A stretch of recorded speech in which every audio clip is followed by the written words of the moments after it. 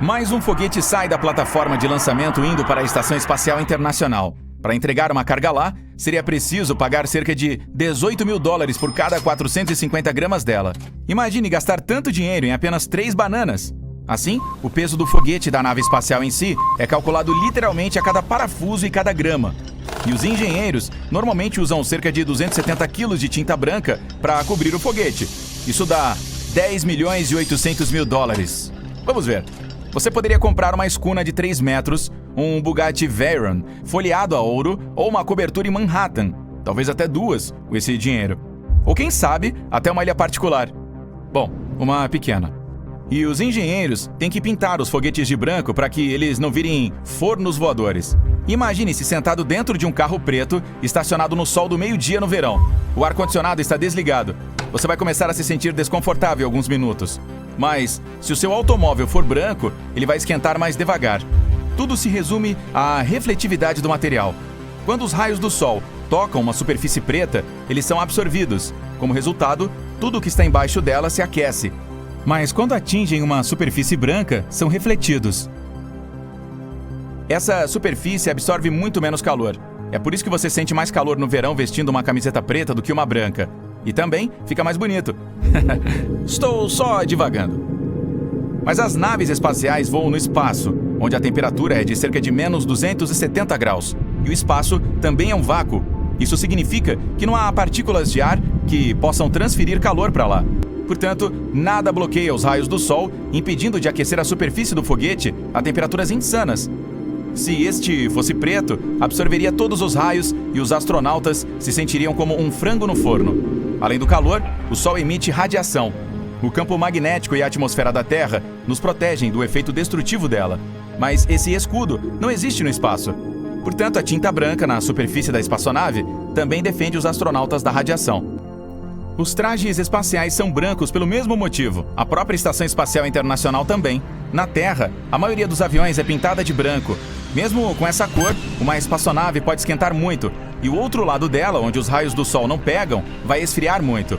Afinal, o espaço é muito frio. Então os engenheiros descobriram uma maneira inteligente de transferir o calor do lado ensolarado da espaçonave para o escuro.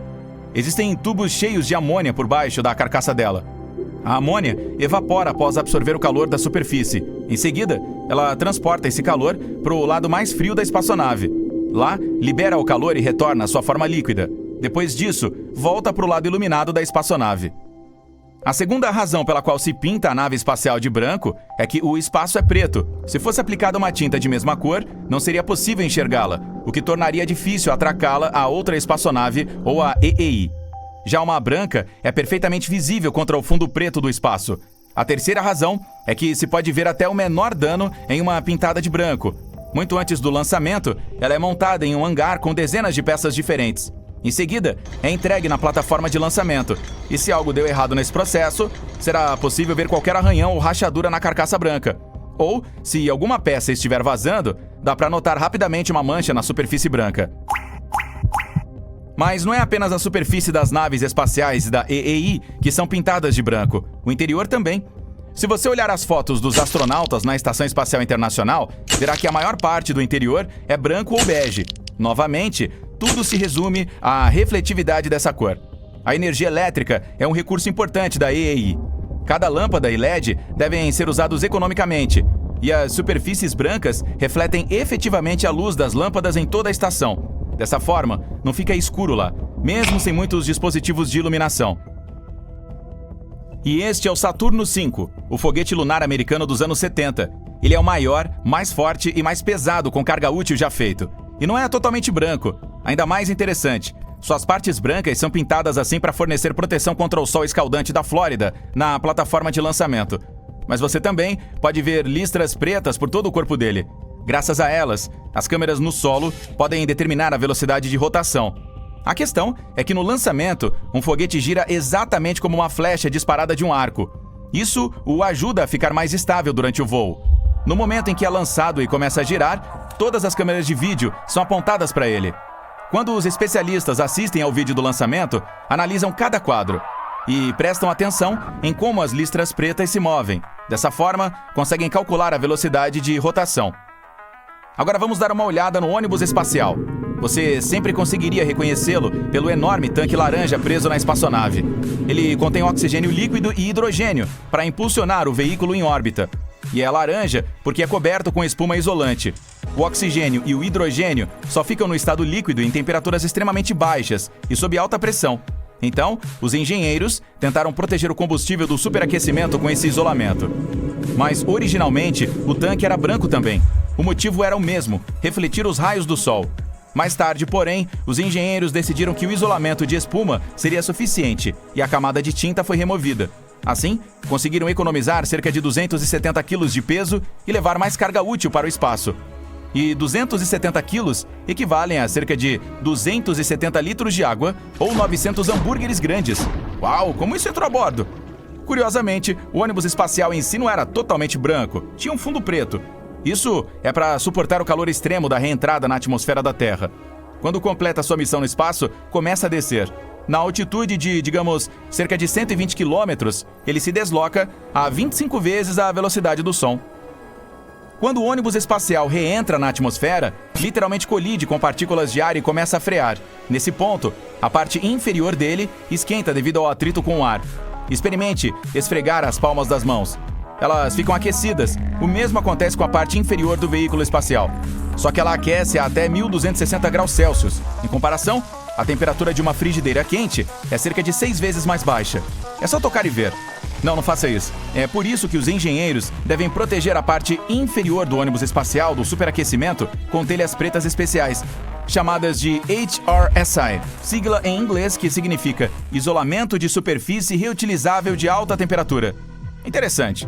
Elas são feitas de silício poroso, o que significa que são muito leves, mas podem suportar temperaturas extremas. Mas quando se trata de novos foguetes e naves, não precisamos nos preocupar em pintá-los de branco ou protegê-los com telhas. Vamos construí-los com aço inoxidável, pois é mais fácil, mais barato e mais rápido. Pegue a SpaceX. Ela poderá levar as pessoas para a Lua, no futuro, até mesmo para Marte, e é feita de aço inoxidável. 1 quilo de fibra de carbono, usada em naves convencionais, custa cerca de $200. Mas a mesma quantidade de aço inoxidável sai por aproximadamente $3. E como o peso de um desses veículos e do propulsor é de cerca de 300 toneladas, a diferença é enorme.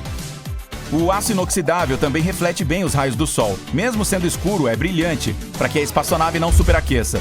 Além disso, é excelente para suportar baixas temperaturas. Portanto, ele não irá se deformar no frio do espaço. E para salvar a nave do superaquecimento na reentrada, a carcaça é projetada como um sanduíche. Há uma camada externa de aço, depois uma de ar e mais uma interna de aço. Meio como um biscoito Oreo.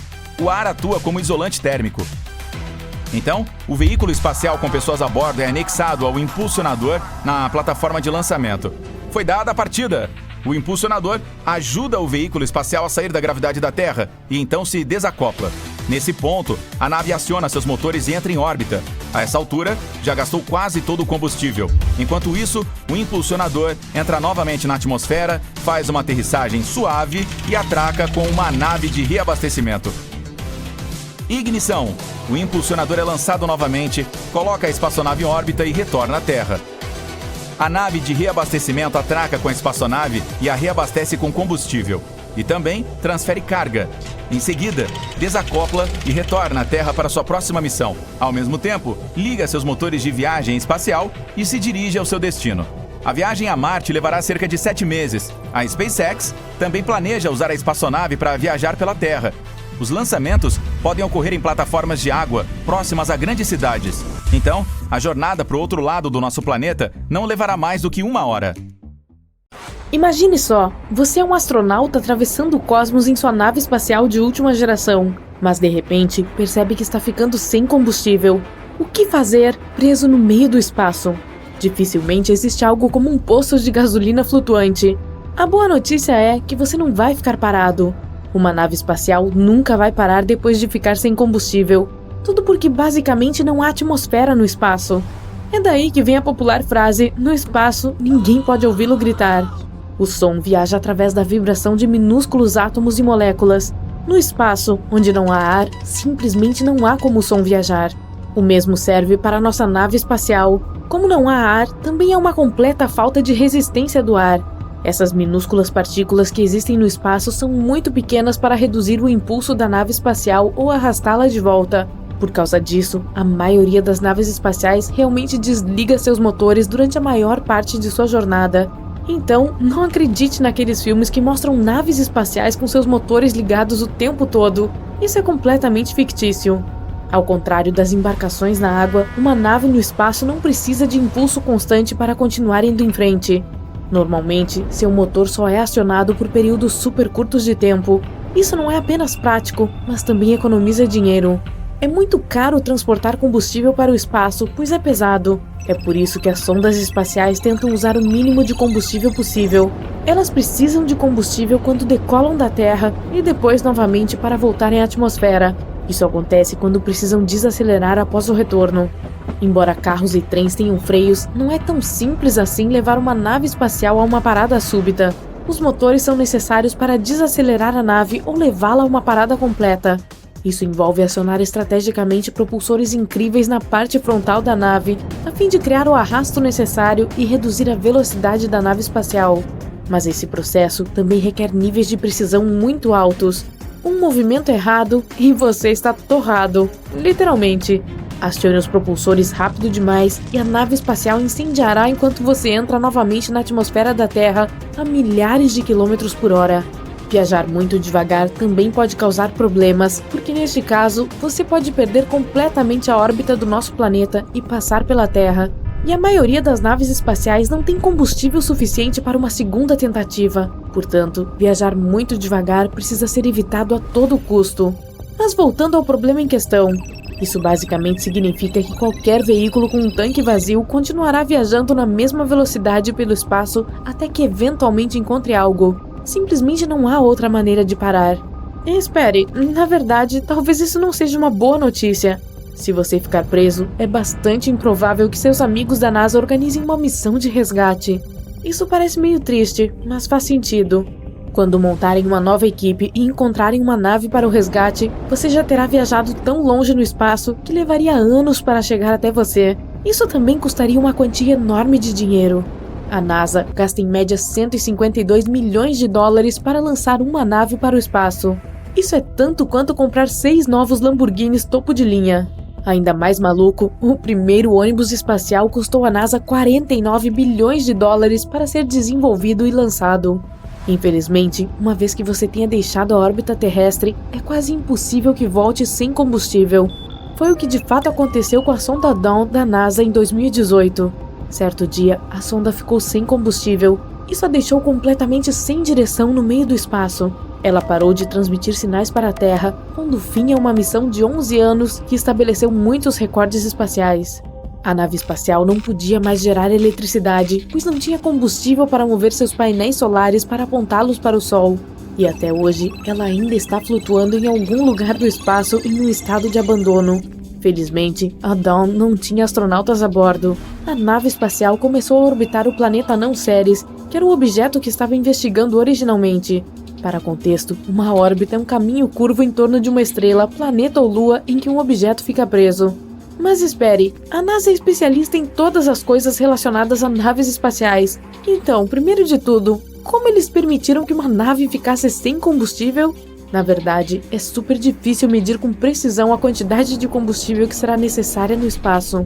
Na Terra, a gravidade mantém todo o combustível no fundo do tanque, e você pode usar um sensor flutuante para medir quanto combustível ainda há. Mas isso é impossível no espaço devido à falta de gravidade.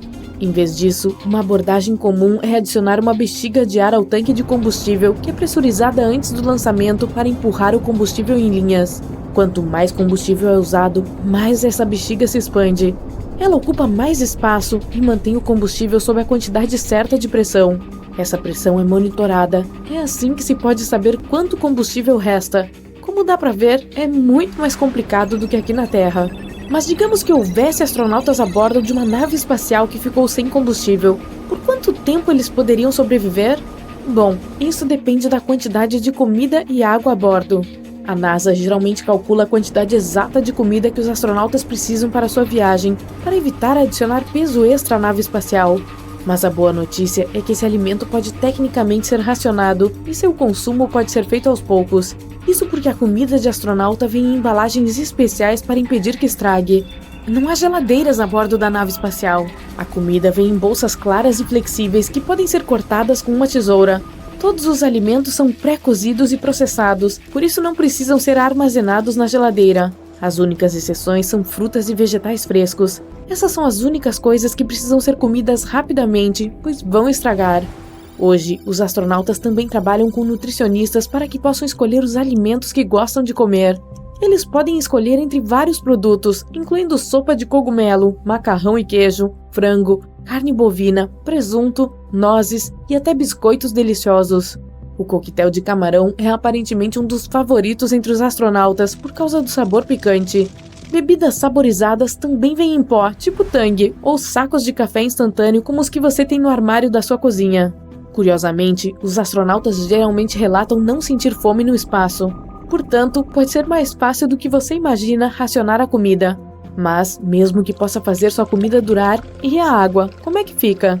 Transportar qualquer coisa para o espaço custa muito, e a água é bastante pesada, então custa ainda mais o seu transporte. Por esse motivo, tanques de água não podem ser constantemente enviados para o espaço. Em vez disso, os astronautas têm um sistema de água realmente complexo. Ele espreme até a última gota de líquido seguro e disponível no meio ambiente. Isso envolve a reciclagem de água usada, e significa que nossos amigos no espaço bebem água que foi filtrada da água velha do chuveiro, da sua própria respiração, das células de combustível da nave espacial, do suor e assim por diante. Mas não se preocupe, essa água é segura para beber, e na verdade é ainda melhor do que a maioria da água potável que sai das torneiras. A água de uma nave espacial primeiro passa por vários filtros, começando com aquele que remove partículas e detritos. Em seguida, ela passa por camas de multifiltração, contendo substâncias inteligentes que removem impurezas. O estágio final elimina compostos nocivos e destrói bactérias e vírus desagradáveis. Há também reservas de água em caso de emergência. Por exemplo, a Estação Espacial Internacional mantém cerca de 2.400 litros de água em suas reservas, por precaução. Mas e o suprimento de ar? A principal fonte de oxigênio nas naves espaciais vem de uma coisa chamada eletrólise da água. Esse é um sistema incrível que usa a eletricidade dos painéis solares da nave para dividir a água em hidrogênio e oxigênio. Mas, como vimos com a Dawn da NASA, sem eletricidade é muito difícil mirar os painéis solares para o Sol, o que significa que o sistema de oxigênio provavelmente desligaria. No entanto, há um pouco de oxigênio armazenado em um tanque de armazenamento pressurizado. Esse é um suprimento de segurança projetado para emergências, então nem tudo são más notícias. 12 de abril do ano de 2212. É uma grande data para a humanidade. O aniversário número 300 da inauguração do lendário Titanic. Os melhores engenheiros do mundo têm colaborado durante anos para trazer sua obra-prima ao público, o Space Titanic, e eles a terminaram na hora certa. A gloriosa nave espacial está esperando em seu porto sob os holofotes, sendo fotografada por milhares de pessoas. A viagem foi marcada para 12 de abril, assim como 300 anos atrás. Finalmente, o grande dia chegou. Os passageiros embarcaram na espaçonave mais magnífica do momento. Eles a chamam de Inquebrável. Possui 12 convéses, desde a terceira classe mais perto do fundo até a mais luxuosa primeira classe, no topo, com vista panorâmica do espaço sideral. A nave está se preparando para o lançamento. Os motores estão ligando. A contagem regressiva final começou. E a Space Titanic está voando para o céu. Rapidamente se torna nada mais do que uma mancha no grande céu azul e depois desaparece. O primeiro dia de voo correu perfeitamente. A espaçonave deixa a atmosfera da Terra em menos de 1 hora e os passageiros apreciam a vista maravilhosa do lado de fora. O planeta azul e verde no pano de fundo do vazio negro do espaço. A nave espacial desacelera um pouco à medida que se move para a órbita. Há muitos satélites e detritos espaciais circulando ao redor da Terra. A Space Titanic tem que ir com cuidado e manobrar em torno dos pedaços de metal flutuando em gravidade zero. Um deles vai direto para a espaçonave, mas os propulsores laterais são ligados e ela sai do caminho bem a tempo. O detrito passa flutuando com segurança. Finalmente, a espaçonave está fora da zona de perigo e no grande vazio. Ela liga os propulsores traseiros para acelerar e se dirige para o lado mais claro da Lua. Este será o primeiro destino do passeio turístico. O planeta se torna gradualmente menor ao fundo, e a cerca de metade do caminho para o satélite natural, as pessoas a bordo podem se maravilhar com a vista do Sol. A enorme bola de plasma em chamas está maior e mais brilhante do que nunca na escuridão cósmica. De repente, o capitão da espaçonave faz um anúncio. Todos os passageiros estão convidados aos convéses do passeio para assistir aos painéis solares serem estendidos. As pessoas vão lá fora para observar com os olhos arregalados. Os painéis prateados e pretos emergem lentamente de seus lugares, e a Space Tanic finalmente assume sua forma real. Conforme a energia do Sol começa a fluir para a espaçonave, os motores de impulso voltam ao mínimo. A nave espacial está agora em modo de coleta de energia. Para a viagem a Marte durar apenas alguns dias, ela precisa dar um salto. Em outras 5 horas, um segundo anúncio soa a bordo. A nave está se aproximando da Lua e os passageiros são convidados a observar o satélite de perto. A Space Tanic passa a vários milhares de quilômetros e a Lua parece enorme. Todas as crateras do satélite, mesmo as menores, são claramente visíveis. A vista é de tirar o fôlego.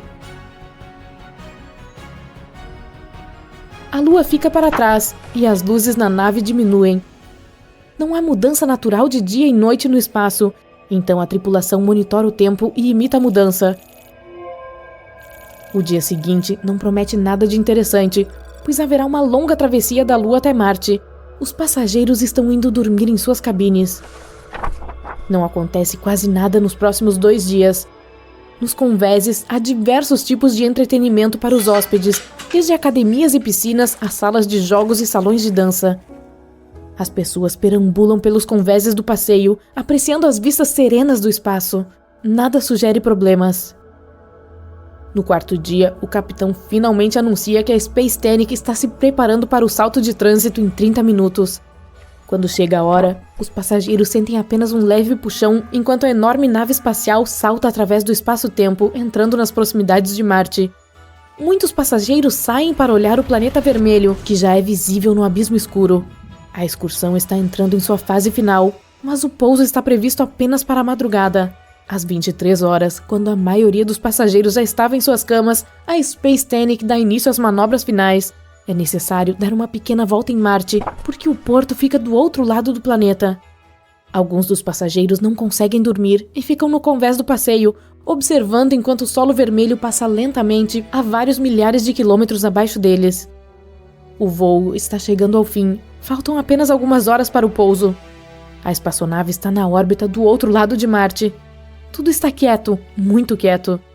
De repente, um enorme estrondo sacode toda a Space Tanic, jogando pessoas adormecidas para fora de suas camas. Luzes de emergência começam a piscar. Todo mundo fica confuso, mas não chega nenhum anúncio do capitão. E apenas aqueles que estavam no convés do passeio a este bordo notam o detalhe horrível. A asa dianteira direita foi arrancada e está passando por eles em direção à popa. Pressionando o rosto contra o vidro, esforçando-se para olhar o casco, eles veem um enorme corte perto do nariz da nave espacial. A Space Tanic estremece novamente e pedaços de metal voam para fora do buraco. A espaçonave perde rapidamente a pressurização. Enquanto isso, a asa quebrada atingiu a popa e deixou outro buraco nela. Mecanismos no compartimento do motor começam a cair e são arrastados para o espaço. A espaçonave faz um barulho e para, suspensa milhares de quilômetros acima de Marte. Por fim, o capitão anuncia pelo comunicador que a Space Tanic colidiu inesperadamente com um asteroide. Todos os passageiros devem seguir para seus respectivos convéses para evacuação. Dentro de 1 hora, todas as cápsulas de resgate estão ocupadas e prontas para serem lançadas, mas cerca de 1/3 dos passageiros ainda estão a bordo da espaçonave. Acontece que muitas das cápsulas explodiram com a colisão. A história parece se repetir. O capitão ainda dá ordens para lançar as cápsulas e elas saem dos tanques de contenção, deixando centenas de pessoas para trás. Algumas partiram sem seus familiares, sem saber que destino as aguardava. As cápsulas flutuam no espaço por alguns segundos e em seguida ligam seus motores de impulso indo para a superfície de Marte. Outra ordem do capitão. Todos devem descer para suas cabines e colocar trajes pressurizados que se encontram embaixo das camas. Enquanto os passageiros correm para obedecer, a Space Tannic envia sinais de socorro a Marte e a todos nas proximidades. A 200 mil quilômetros de distância, uma grande nave comercial, Leonia, capta o sinal e acelera para ajudar. Os barulhos a bordo da Space Tannic tornam-se cada vez mais frenéticos. As pessoas estão sentadas em silêncio em suas cabines. Com exceção dos barulhos da espaçonave se desintegrando lentamente, a nave espacial está em silêncio. E então, de repente, um forte estalo ressoa por toda a Space Tannic e a espaçonave se parte em duas. Uma fratura gigantesca vai de cima a baixo, quase perfeitamente na metade do convés. O vidro pressurizado que cobre os convéses do passeio se estilhaça em milhões de pedaços, voando lentamente para longe da espaçonave. Com os convéses despressurizados, pessoas e coisas são levadas para o espaço sideral. Felizmente, todos os passageiros e tripulantes estão vestindo seus trajes conforme solicitado, mas eles têm apenas cerca de 1 hora antes de ficarem sem oxigênio. Os passageiros se ajudam flutuando juntos e chamando aqueles que estão sozinhos para os seus grupos. Eles mal conseguem controlar sua flutuação, mas de alguma forma ainda conseguem trazer alguma ordem ao caos. Amontoados no espaço escuro acima do planeta ameaçadoramente vermelho, eles assistem enquanto a poderosa Space Tannic se transforma em uma pilha de detritos espaciais.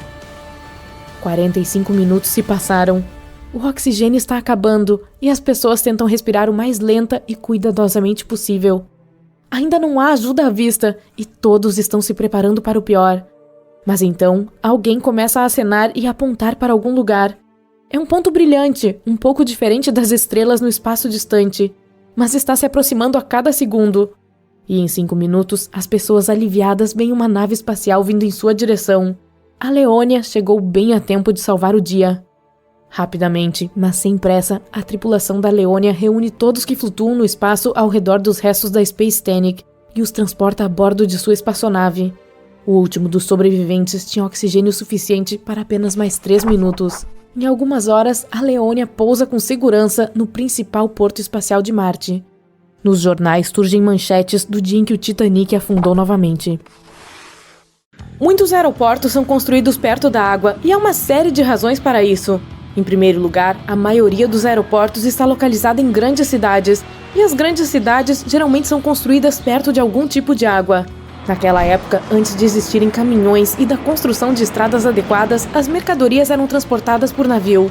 Ter um rio ou oceano próximo era vital para a entrega dos suprimentos essenciais para as cidades, como alimentos e materiais de construção.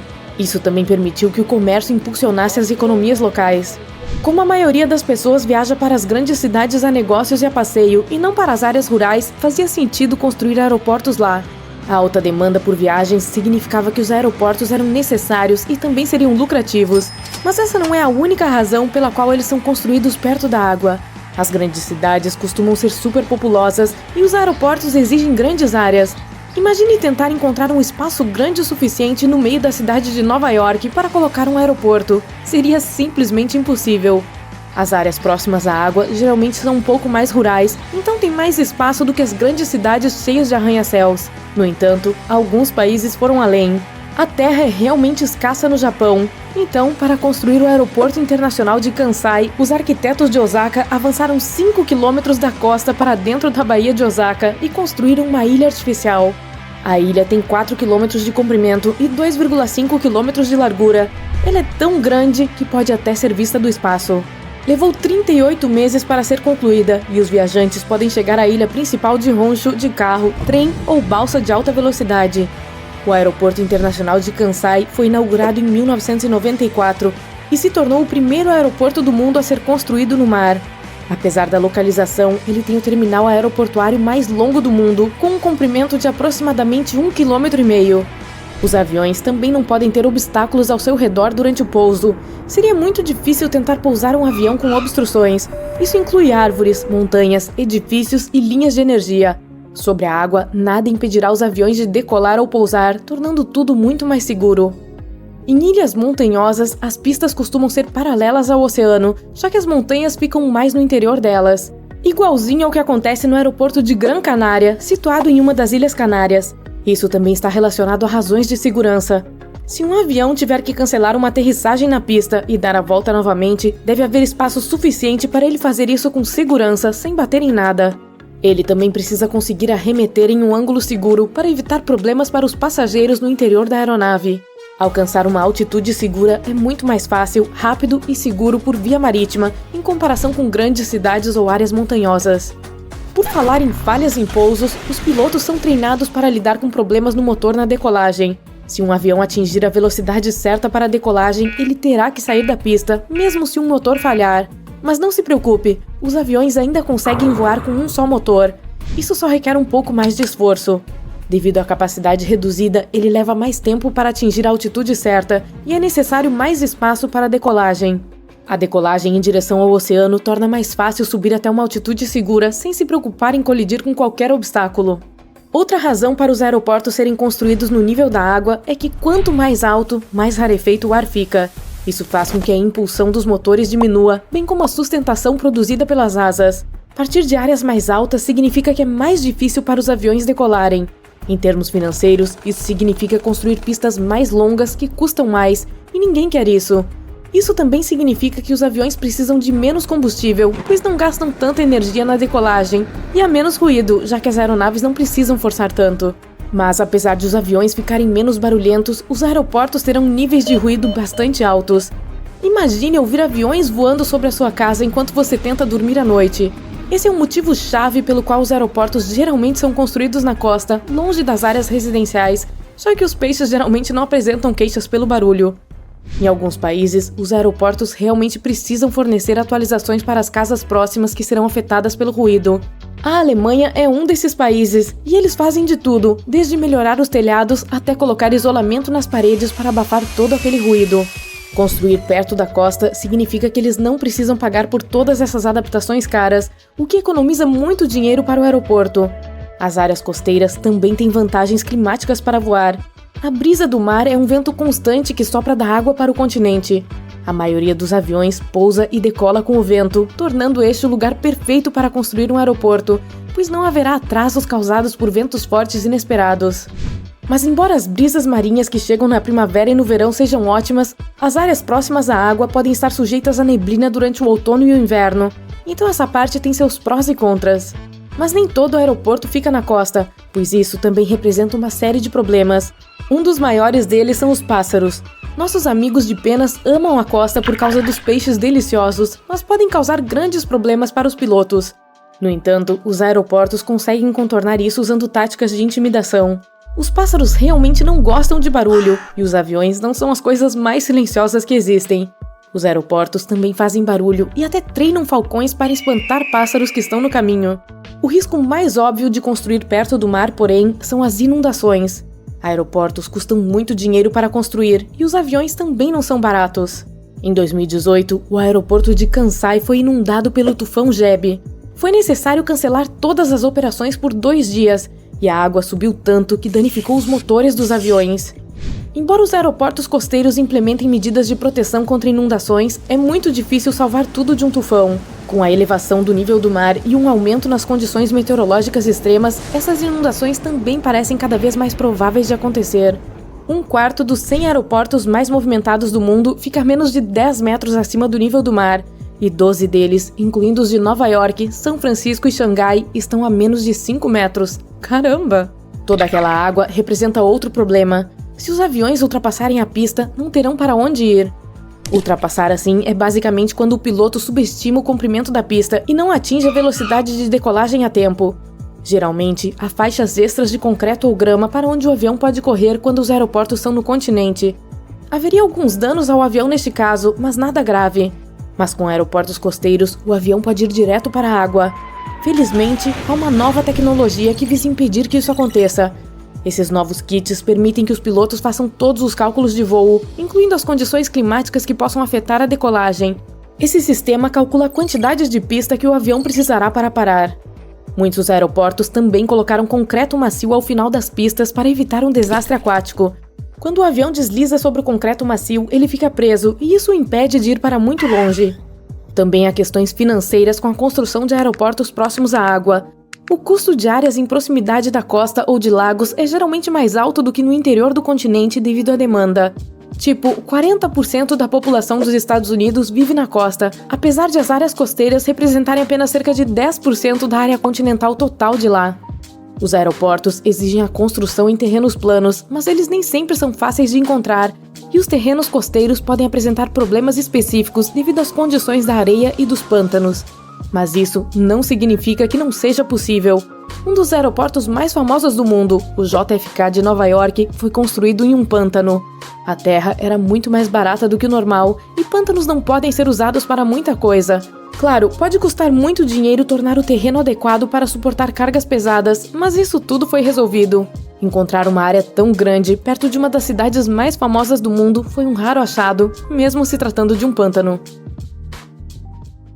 Só o fato de assistir a certas cenas do filme Gravidade já foi assustador. Quanto mais imaginar o que aconteceria se você realmente fosse parar no vazio frio e infinito chamado espaço sem saber se poderia voltar. Mas digamos que você esteja realmente lá em cima. Você está muito animado com sua primeira caminhada espacial. Parece arriscado, mas é algo que os astronautas da Estação Espacial Internacional, EEI, fazem com bastante frequência. É fácil entender por que os acidentes de trabalho são muito mais assustadores lá em cima do que em um emprego normal das 9 às 17 na Terra. Mas é por isso que se tem mais treinamento e equipamentos especiais para mantê-lo seguro. Primeiro, os astronautas estão sempre presos à espaçonave com amarras para que não saiam flutuando como um balão de hélio. Pode parecer que uma caminhada espacial é algo tão importante que a EEI precisa parar quando os astronautas estão lá fora fazendo suas coisas, mas não é assim. Se a EEI fosse parar, ela cairia direto em nosso planeta. Portanto, quando um astronauta está em uma órbita estável, ele permanece nessa órbita a menos que alguma nova força atue. A primeira caminhada espacial não foi tão simples quanto as realizadas posteriormente. Ela foi realizada em 1965 e durou 12 minutos. 2 homens saíram em uma missão. Um deles deveria flutuar no espaço por um tempo, tirando fotos. Mas as coisas deram errado. Seu traje espacial se expandiu demais, dificultando a movimentação. Ele começou a se sentir superaquecido, então teve de liberar um pouco de oxigênio do traje, o que era muito arriscado. Ele poderia ficar sem ar ou adoecer como um mergulhador de águas profundas. Voltar para a espaçonave também foi difícil, mas de alguma forma ele conseguiu. Em seguida, surgiram mais problemas. A nave começou a girar, os níveis de oxigênio subiram perigosamente e havia o risco de explosão. Depois de muita luta, eles conseguiram voltar à Terra, mas aterrissaram em uma floresta aleatória cercada por lobos e ursos durante uma tempestade de neve. Foi necessária uma missão de resgate para encontrá-los. Não é uma história muito animadora para se ouvir enquanto se está esperando para sair no espaço, mas anime-se, as coisas melhoraram desde então. Centenas de astronautas fizeram caminhadas espaciais sem nenhum problema sério. Então, aqui está vocês, unindo junto com a gigantesca EEI. Sua primeira caminhada espacial ocorre quase sem falhas, então você pode apreciar um pouco a vista. É difícil controlar a maneira como você se move, mas as amarras ainda fazem seu trabalho, então você pode se concentrar em sua tarefa, até você perceber que elas falharam. Como elas se desamarraram? Você percebe que está flutuando em alguma direção aleatória. Não há nada em que possa se segurar. Seu corpo está sem peso e começou a girar. É muito frustrante quando não se consegue ter controle dos movimentos. Um astronauta chamado Scott Kelly descreveu essa sensação desagradável em seu livro, Endurance. Ele estava se virando de cabeça para baixo na escuridão e não conseguia ver nada além do que estava bem na frente de seu rosto. Era como um mergulhador flutuando em águas turvas, totalmente desorientado, sem ter como saber qual direção estava errada e qual poderia estar certa.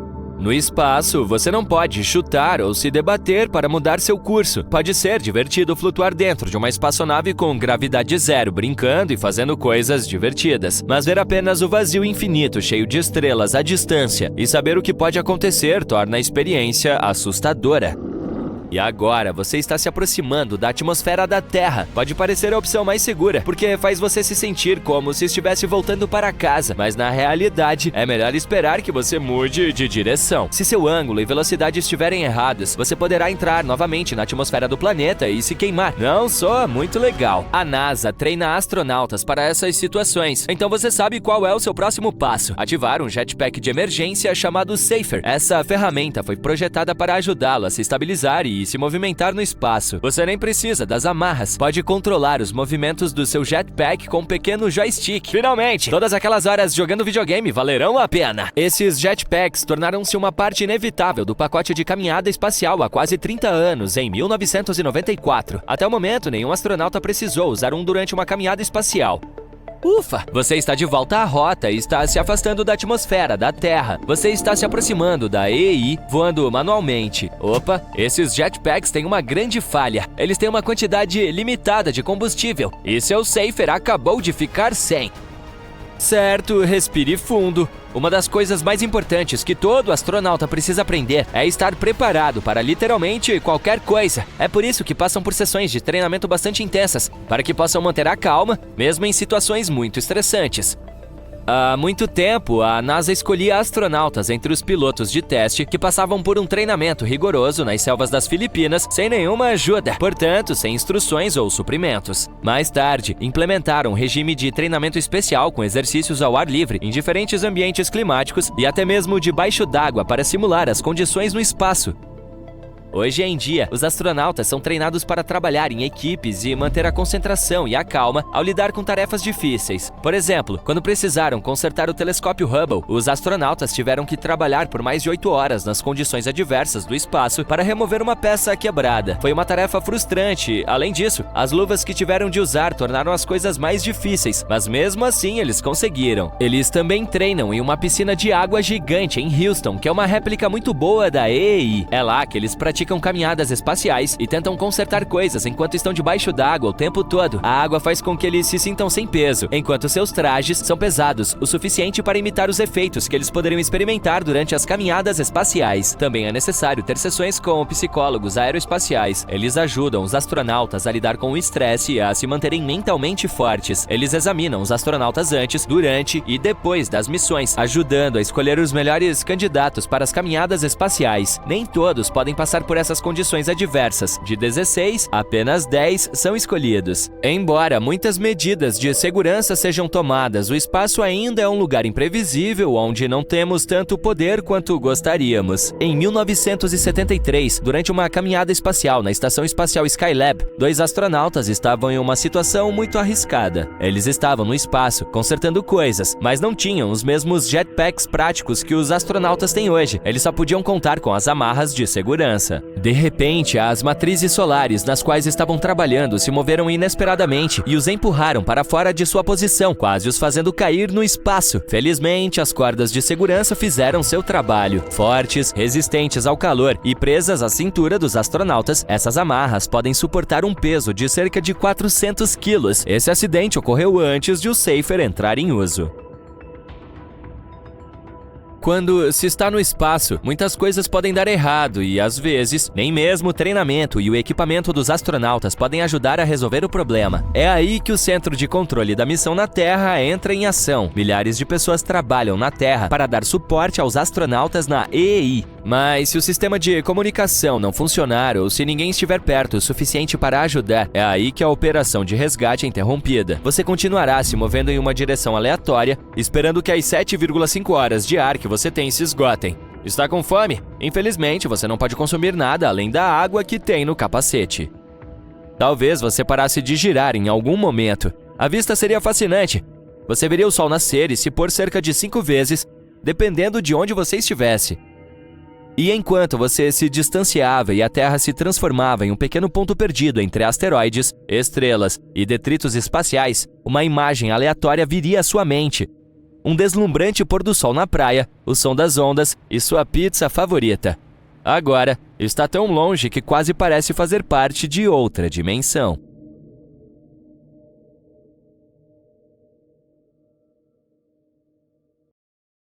Senhoras e senhores, aqui é o capitão falando. Estaremos prontos para decolar em 3, 2, 1. Viver em uma nave espacial parece um tema de filme de ficção científica, mas gradualmente se transforma em um plano para o sonho de um futuro distante. Vamos imaginar como seria. Sem mais delongas, começarei com a luz. Na Terra, graças à atmosfera, o céu dispersa a luz do Sol. Portanto, recebemos luz em diferentes direções. Depois, as sombras, contraste e luz ambiente. Em uma espaçonave, no entanto, não há céu para criar essa luz ambiente fria. Quando você está em uma espaçonave dentro de um sistema solar, um lado da nave pode ser iluminado pelo Sol ou por outra estrela, e um lado pode ficar na sombra. Você pode pensar nisso como a lua crescente. Se a sua espaçonave conseguir ir para longe de qualquer sistema solar, você poderá dizer adeus ao lado brilhante da nave. Você estará muito longe de todas as estrelas, portanto a nave voará na escuridão profunda. Mas não se preocupe, a tecnologia avançada provavelmente encontrará uma maneira de imitar a luz do Sol. Talvez os projetistas coloquem painéis de luz LED semelhantes a janelas, e os habitantes da nave não perceberão a diferença. E quanto às pessoas? Um estudo revelou que uma tripulação de 160 pessoas poderia criar uma população viável por 200 anos. Aqui, o importante é selecionar os membros da tripulação em um grande conjunto de genes. Nenhum dos dois passageiros deve ser mais próximo do que primos de 6º ou 7º grau. Essa é uma projeção atual. Quem sabe, talvez centenas de anos depois, países inteiros viverão em uma nave espacial. Seu país vizinho no mundo será seu vizinho no espaço. Isso me lembra a cena de Thor Ragnarok, quando os Asgardianos que sobreviveram a Hela escaparam com a nave do Grão-Mestre. Eles vieram para a Terra para se estabelecer. Talvez nós fôssemos para a Próxima Centauri B. É um exoplaneta, que é o termo usado para definir planetas além do nosso sistema solar. Próxima B está em outro sistema estelar, e alguns cientistas acreditam que ele tem potencial, entendendo que existe a possibilidade de haver água líquida na superfície de um planeta. Isso é importante porque esse planeta é o nosso exoplaneta vizinho mais próximo. Sim, o mais próximo, mas ele está a quase 25 trilhões de quilômetros de distância. Para entender melhor essa proximidade, vou fazer uma comparação. Atualmente, uma de nossas naves espaciais mais rápidas, chamada New Horizons, atinge uma velocidade impressionante de mais de 57.936 km por hora. Mas, mesmo com essa velocidade, levaria milhares de anos para chegar à Próxima B. Esperemos que até lá descubramos como distorcer a equação espaço-tempo. Se eu for realista, a primeira opção é mais provável. Vamos supor que façamos uma viagem com nossas naves espaciais mais rápidas. Essa ainda seria uma viagem de algumas centenas de anos. Isso leva a outro problema menor: o tempo de vida dos seres humanos. A tripulação não conseguirá chegar ao final da viagem. Aqui, navios de gerações brilham como uma solução. Uma comunidade de adultos entra na nave, em seguida, seus filhos e os filhos deles. Você sabe, até que a humanidade finalmente chegue ao novo planeta. Há duas outras alternativas. Se os pesquisadores, de alguma forma, criassem uma maneira de fazer as pessoas viverem por séculos, não precisaríamos de naves de geração. Da mesma forma, poderia haver um sistema para congelar as pessoas. Serão necessárias 20 mil pessoas para iniciar uma população saudável em um novo planeta. Por enquanto, quero ficar com o primeiro cenário. Veja como seria viver em uma nave espacial de geração. O namoro não seria tão romântico como é na Terra. Provavelmente haverá um geneticista que regulará a reprodução. A liberdade de escolha, em geral, seria reduzida. As regras serão rígidas. Em cada geração, deve haver certas tarefas a gerenciar. Alguém deve ser médico e outra pessoa deve ser encanador. As novas gerações podem passar por um teste de planejamento de carreira. Todos receberiam ocupações com base em seus méritos, aptidões, paixões e empregos disponíveis. Isso me lembra Snowpiercer, mas, com sorte, as coisas aconteceriam de forma humana e melhor nessa versão. As pessoas precisariam de toda a água possível. Até lá, talvez não dependêssemos do plástico. Além disso, a reciclagem pode estar em outro nível. Ainda assim, precisaremos de água. Um ser humano saudável precisa de quase 300 galões de água por ano. Não é como se desse para dar uma paradinha em um planeta por aí e reabastecer as reservas de água. Então, como os residentes da nave espacial podem resolver esse problema? Já existem sistemas para reciclar os resíduos de alguns astronautas e transformá-los em água pura. O próximo problema é a enfermaria. Uma nave espacial pode não ter quase nenhuma bactéria ou micróbio. As pessoas precisam deles para ter um sistema imunológico mais forte. Se ficarem muito isoladas e aterrissarem em um planeta, elas podem ter dificuldade para lidar com as possíveis condições do local. A blindagem também é importante. O espaço profundo é um lugar radioativo. Nosso planeta tem um campo magnético que nos protege das ondas que fritam o DNA. Ao ar livre, a espaçonave precisará de um escudo forte. Talvez consigamos criar algum tipo de campo de força. A NASA está trabalhando em sistemas para cultivar plantas no espaço. Provavelmente veremos seções especiais dedicadas à agricultura e à pecuária. Também acho que esse tipo de nave poderia transportar amostras de flora e fauna. Quem sabe, talvez haja parques específicos e diferentes mini-ecossistemas. Isso seria ótimo para a sanidade das pessoas na nave. Quero dizer, é ótimo manter a existência da raça humana. Mas crises existenciais podem atrapalhar os passageiros. Eles podem comer seus sanduíches espaciais no parque e relaxar um pouco com o som dos pássaros cantando. E não estamos falando apenas de um jardim. Os passageiros mais jovens talvez precisem de um playground e de uma escola. Bem, nesse caso, cabines para receber educação. Eles provavelmente terão um currículo totalmente novo, como se manter vivo em um planeta estrangeiro. Quando tivermos essa nave, a IA e os robôs de alta tecnologia provavelmente serão mais populares do que nunca. Pode haver robôs que se autopropaguem. Podemos enviar esses robôs primeiro para o nosso planeta potencialmente novo e depois ver como eles se saem. Podemos até enviar equipes de robôs para vários mundos e ver qual deles tem um habitat melhor. Eu admito, as naves de geração parecem uma ideia derivada dos sucessos de bilheteria de Hollywood, mas há uma iniciativa chamada Projeto Nave Estelar de 100 anos. Mark G. Mills, o fundador da Tau Zero Foundation, é um dos participantes envolvidos nesse projeto. Eles projetaram uma sonda chamada The Icarus. Ela tem a capacidade teórica de acelerar até a 1/10 ou 1/5 da velocidade da luz. Embora o projeto atual da Icarus não seja particularmente elegante, lembrando um gigante do tamanho de um arranha-céu composto principalmente de fileiras e grupos de tanques de combustível esféricos, Mills explica que não se trata de uma representação definitiva da aparência de uma nave interestelar, mas sim do projeto que faz mais sentido construir inicialmente. Quando se trata de projetar naves estelares para seres humanos, a gravidade é uma consideração fundamental para evitar a erosão da densidade óssea e muscular. A solução é criar gravidade com uma cabine giratória ou centrífuga, mas ela deve ser grande o suficiente para simular consistentemente a gravidade da Terra para evitar desorientação e outros problemas de saúde.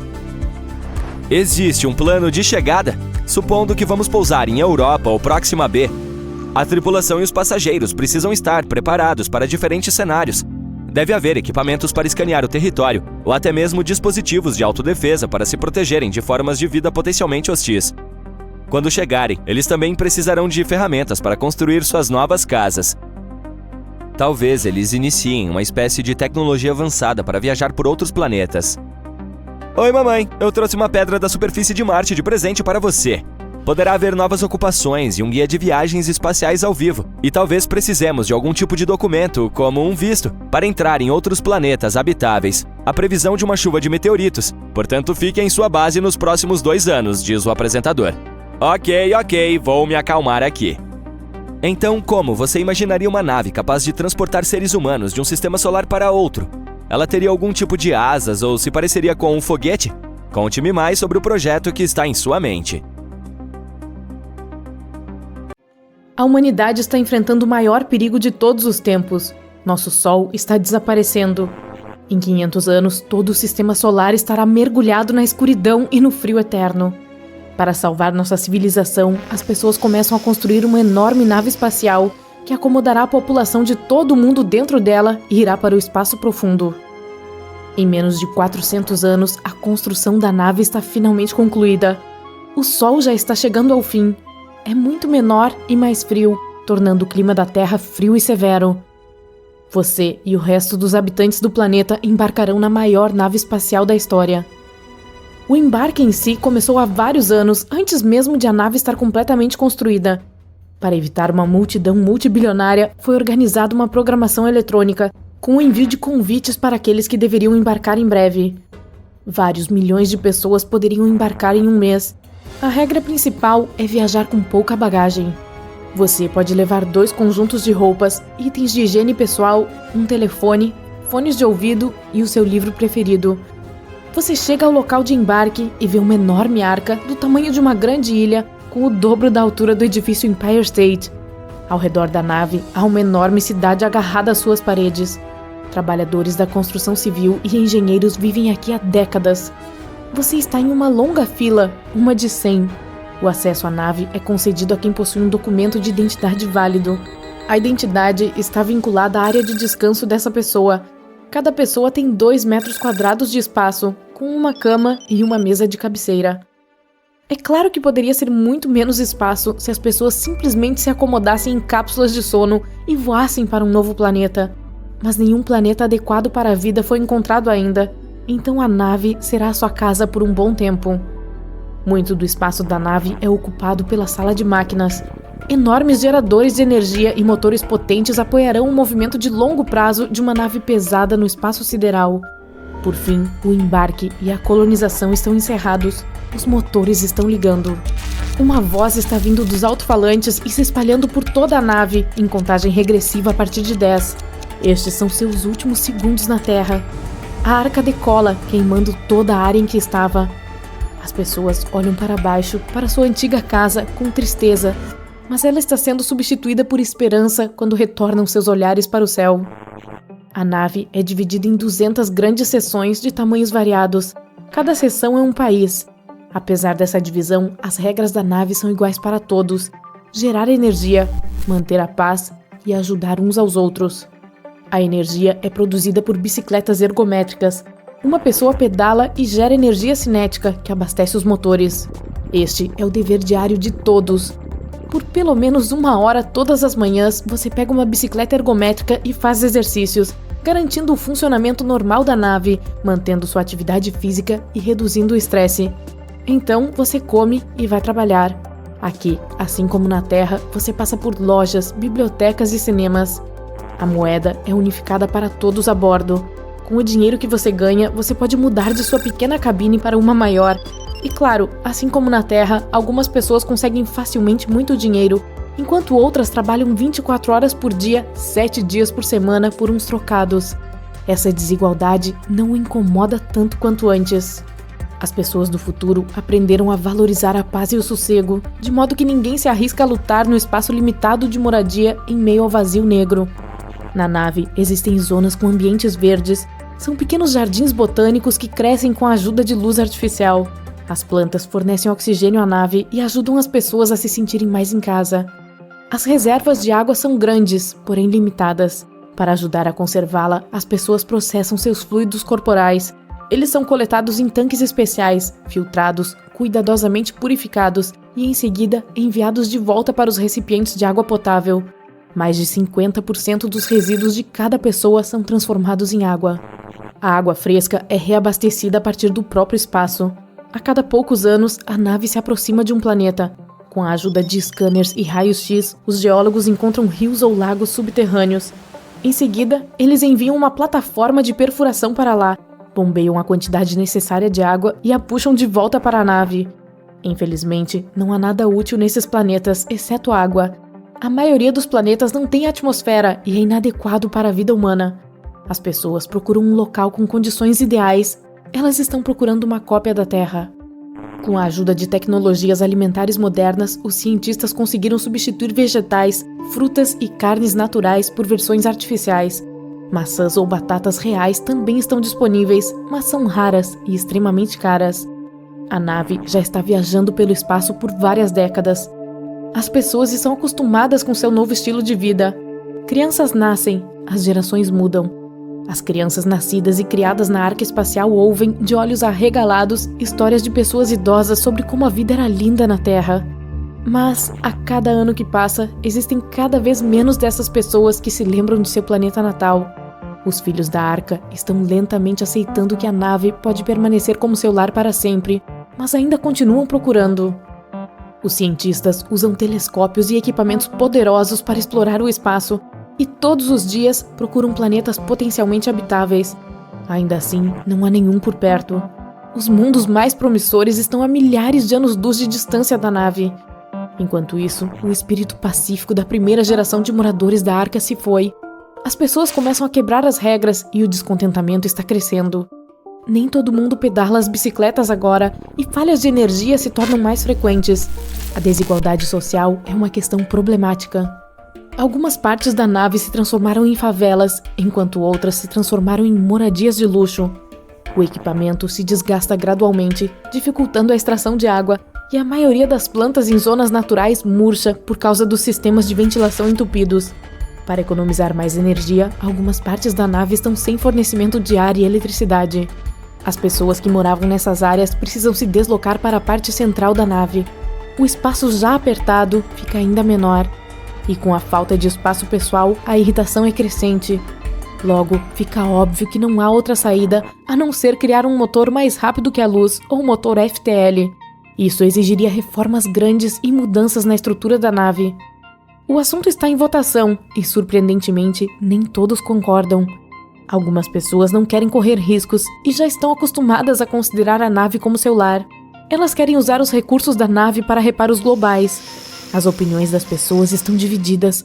O conflito é inevitável e a humanidade corre o risco de desaparecer do universo. A decisão vem, inesperadamente, do perigo iminente. Acontece que a nave está se dirigindo para um centurião de asteroides grande e excepcionalmente denso. Os corpos celestes estão tão compactados que quase não deixam espaço para a nave manobrar. Na velocidade atual, uma colisão será inevitável. A única esperança que resta para a humanidade é fazer de tudo para construir o motor FTL. O trabalho leva meses, mas mais uma vez isso uniu as pessoas. Todo mundo trabalha sem parar e dorme o necessário para recuperar as forças. Enquanto metade das pessoas ajuda a construir o motor, a outra metade pedala nas bicicletas para gerar energia. Mais uma vez, há um brilho de esperança de que a humanidade será capaz de encontrar um novo mundo com espaço suficiente para todos. Os riscos são muito altos, mas não há escolha. A energia é suficiente apenas para uma única tentativa de salto. Se falhar, a humanidade pode ficar presa no espaço sideral em uma nave estelar quebrada. Antes do salto, as pessoas enviam ao espaço uma cápsula com informações sobre a humanidade. Elas carregam vídeos, filmes, músicas e toda a história da humanidade em vários discos rígidos enormes. Esta é a única chance de deixar uma pequena pegada no universo, se por acaso não tiverem sucesso. Todo mundo está pronto, toda a potência é transferida para o motor. As pessoas se deitam em pequenas cápsulas e colocam máscaras de oxigênio. O desejo delas é único: acordar em um novo mundo ou não acordar. Ninguém está pronto para assistir ao fim da humanidade. As cápsulas estão trancadas, as pessoas fecham os olhos, o motor está ligado, a contagem regressiva começa. 3, 2, 1, salto!